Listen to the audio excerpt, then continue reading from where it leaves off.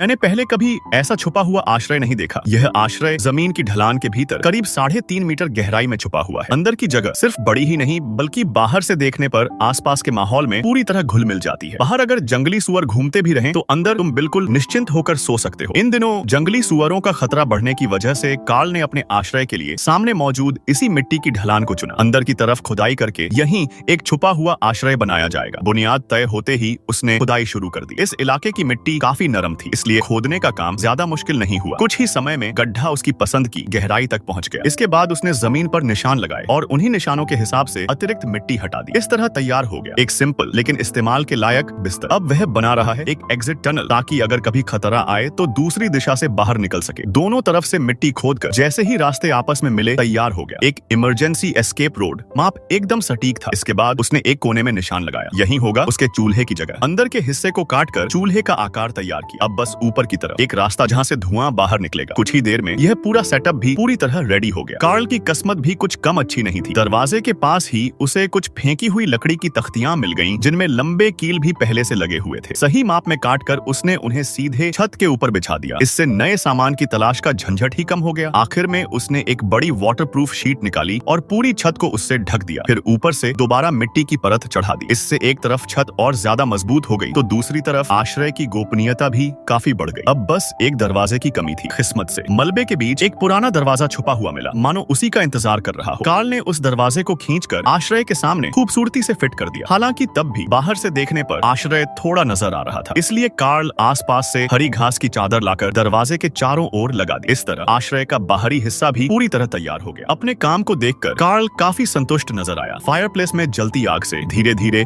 उस छोटे से घर के अंदर गर्माहट फैलने लगी। आखिर में बिस्तर की चौड़ाई नापकर उसने बराबर लंबाई की कुछ लकड़ी की तख्तियां इकट्ठा की और एक एक करके मिट्टी से बने बिस्तर पर बिछा दी। लो बन गया सादा लेकिन परफेक्ट बिस्तर। रहने की जिंदगी को थोड़ा और आसान बनाने के लिए दीवार के एक तरफ लकड़ी फंसाकर उसने एक छोटा सा खाने का टेबल बना लिया। इसके बाद पास वाली दीवार में उसने कुछ छोटे छोटे खाने काट लिए, क्योंकि जमीन के नीचे प्राकृतिक रोशनी तो होती नहीं। इन खानों में मोमबत्ती जलाने से अंदर का माहौल काफी ज्यादा गर्म और आरामदायक लगने लगता है। धीरे धीरे शाम ढलते ही कार्ल वापस अपने सुरक्षित आश्रय में लौट आया। अब शुरू होने वाला था दिन का उसका सबसे पसंदीदा हिस्सा। खाना बनाने की सुविधा के लिए उसने अपने हाथों का हुनर दिखाते हुए एक लकड़ी का चम्मच बना लिया। फिर मोटे मोटे कटे हुए मांस के टुकड़ों को गरम पैन में डालकर उनकी चर्बी निकालने लगा। साथ में थे आलू और प्याज, उन्हें काटकर एक साथ तेल में भून लिया। ऊपर से 2 अंडे भी डाल दिए। प्रोटीन की कमी भी पूरी हो गई। रात गहराते ही कार्ल के शरीर में धीरे धीरे थकान भरने लगी। हालांकि बाहर अब भी जंगली सुअर घूम रहे थे, लेकिन इस छुपे हुए सुरक्षित छोटे से आश्रय के अंदर आज रात वह